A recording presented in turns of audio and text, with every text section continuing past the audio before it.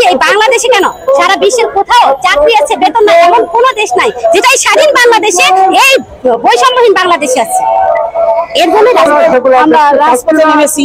আমরা শেষ পর্যন্ত জীবন দিয়ে হলেও এমপিও স্বীকৃতি নিয়ে আমরা ঘরে ফিরবো। চারটা নীতিমালা করার পরও আজ পর্যন্ত প্রতিষ্ঠান তৈরি হয় নাই। 19 নীতিমালার শেষ অবধি আমাদের 1-20 জানুয়ারি একই সাথে সারা বাংলাদেশে 12টা থেকে 12টা 5 মিনিটে ঘুরে ঘুরে সরকারি কর্মকর্তা ওখানে অবধারিত রেখে তাদের দাঁড় করে রেখে একটা ভিডিও ফুটেজ সহ অনলাইনে আবেদন না, কিন্তু অনলাইনে আবেদন পর আমাদের পরিদর্শন চলছে, রিপোর্ট চলছে, কিন্তু আজ পর্যন্ত প্রতিষ্ঠানগুলো স্বীকৃতি দাবি আসে নাই।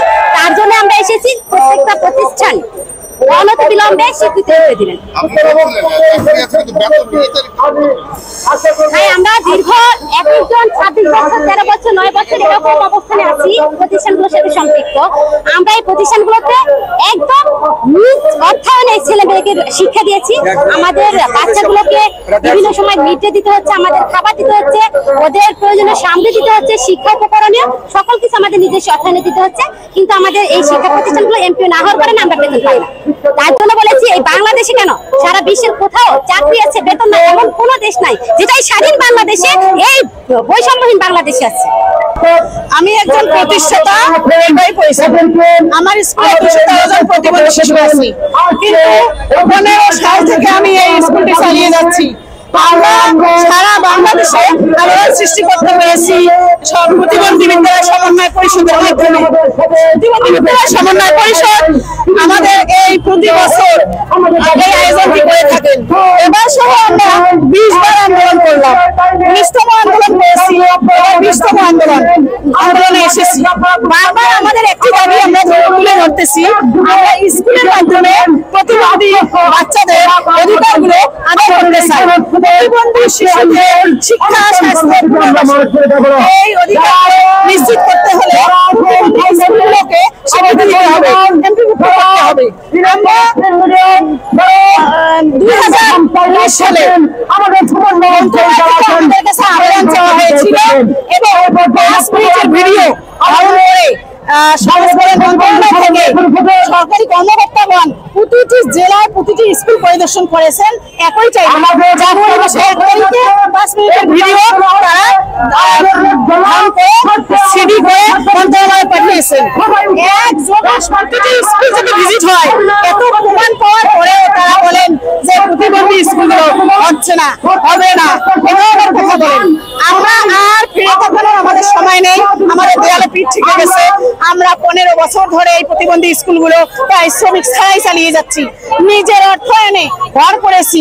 আমরা প্রতিবন্ধী বান্ধব পরিবেশ তৈরি করতে পেরেছি। আবার দেখেন দিবস পালনে প্রতি বছর প্রতিবন্ধী দিবসে আমাদেরকে ডাকা হয়, চিঠি দিয়ে ডাকা হয়। সেরিব্রাল পালসি দিবস, ডাউন সিনড্রোম দিবস, ইশারা ভাষা দিবস, সাদা সেল দিবস, বিভিন্ন প্রতিবন্ধী দিবসে আমাদেরকে ডাকা হয়, অনুষ্ঠান করা হয়। শিশুদেরকে দিয়ে রেডি করা হয়, খেলাধুলা, নাস্তা খাওয়া হয়। স্কুলগুলোকে সমাজ কল্যাণ মন্ত্রণালয় থেকে স্বেচ্ছাসেবী সংগঠন হিসেবে আমরা নিবন্ধন পেয়েছি, তাই আমরা স্বেচ্ছাসেবক হিসেবে কাজ করে যাচ্ছি। এমনকি প্রতিটি স্কুল থেকে আমরা শিক্ষকগণ বিএসএড ট্রেনিং করেছি, কেয়ার গিভার প্রশিক্ষণ দিয়েছি, বিভিন্ন ফিজিওথেরাপির প্রশিক্ষণ আমরা দিয়েছি। স্কুলে আমরা সেরকম পরিবেশ তৈরি করতে পেরেছি। আমরা স্কুলের মাধ্যমে চাই প্রতিবন্ধী শিশুরা পুনর্বাসিত হোক, প্রশিক্ষণ পাওক এবং তারা সুশিক্ষায় শিক্ষিত হোক, তাদের অধিকারগুলো আদায় করার লক্ষ্যে আমরা রাজপথে নেমেছি। আমরা আমাদের দাবি আদায় করেই ছাড়বো। প্রতিটি দলের রাজনৈতিক দলের কাছেই আমরা আন্দোলন করেছি, দাবি জানিয়েছি। 6 সালে আমরা বিএনপি সরকারের আমলে আন্দোলন করেছি, আওয়ামী লীগ সরকারের আমলে আন্দোলন করেছি। তারা শুধু মিথ্যা আশ্বাসে আমাদেরকে দিয়ে গেছেন, কেউ আমাদেরকে বাস্তবায়ন করেননি, সহযোগিতার হাত বাড়িয়ে দেননি। তাই আমরা ডক্টর ইউনূস স্যারের কাছে অনুরোধ এবং মিডিয়া ভাইদের কাছে অনুরোধ, আমাদের এই দাবিগুলো সুন্দরভাবে আপনারা তুলে ধরুন। ডক্টর ইউনূস স্যার যেন আমাদের এই প্রতিবন্ধী শিশুদের অধিকারগুলো নিশ্চিত করেন এবং প্রতিবন্ধী স্কুলগুলোকে স্বীকৃতি দেন, এমপিও দেন। এমপিও না দিলে আমরা প্রতিবন্ধীরা আমাদের ভিক্ষা করে খাবে। তারা একটা আস্থা পেয়েছে, তারা সমাজে স্থান পেয়েছে, অনেক ভিক্ষাবৃত্তি কমে গেছে। স্কুলের মাধ্যমে কিন্তু তারা নিজেকে সমাজে একীভূত করেছে। আমাদের প্রতিবন্ধী স্কুলগুলোতে তারা সকাল হলেই চলে আসে, ব্যাগ নিয়ে চলে আসে, শিক্ষা নিতে চায়, বিনোদন করতে চায়। কিন্তু আমাদের শিক্ষকদের যেহেতু কোনো স্বীকৃতি নেই, কোনো অনুদান নেই, এজন্যই আমরা হতাশাব্যঞ্জক। আমরা কিভাবে প্রতিবন্ধী শিশুদেরকে না খেয়ে আমরা পেটে ভাত নেই, আমরা পারিশ্রমিক ছাড়া কিভাবে 15 বছর ধরে প্রতিবন্ধী শিশুদেরকে শিক্ষা দিয়ে থাকি, আমরা আর দিতে পারছি না। তাই আমরা শান্তিপূর্ণ অবস্থান ধর্মঘট করতে বারবার রাস্তায় নেমে আসি। এবার আমরা শেষবারের মতো আমরা প্রস্তুতি নিয়েছি। এই যে সমন্বয় পরিষদের মাধ্যমে আমরা আমাদেরকে ডেকেছেন, আমরা রাজপথে নেমেছি। আমরা শেষ পর্যন্ত জীবন দিয়ে হলেও এমপিও স্বীকৃতি নিয়ে আমরা ঘরে ফিরবো।